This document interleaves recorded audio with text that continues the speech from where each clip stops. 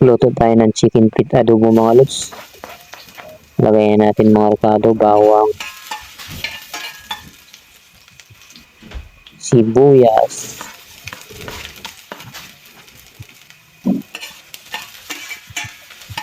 mekos natin yan mga lods. Tapos luya, and again siling green.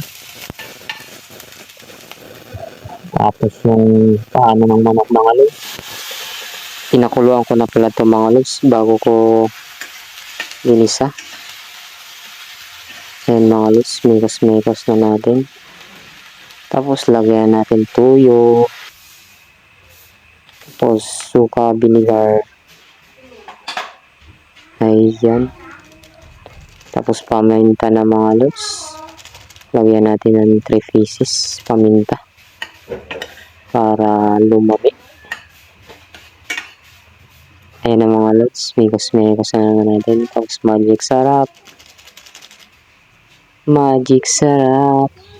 Tapos tubig na mga lods. Para manuot yung lasa. Ayan. Takpan na natin mga lods.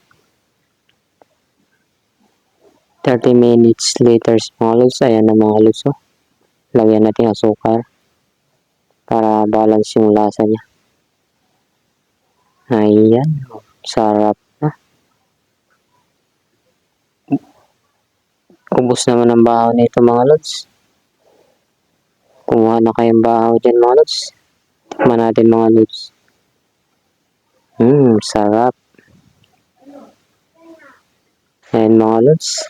Salamat sa suporta niyo mga lods. Ayan ang mga lods. Oh. Thank you for watching mga lods.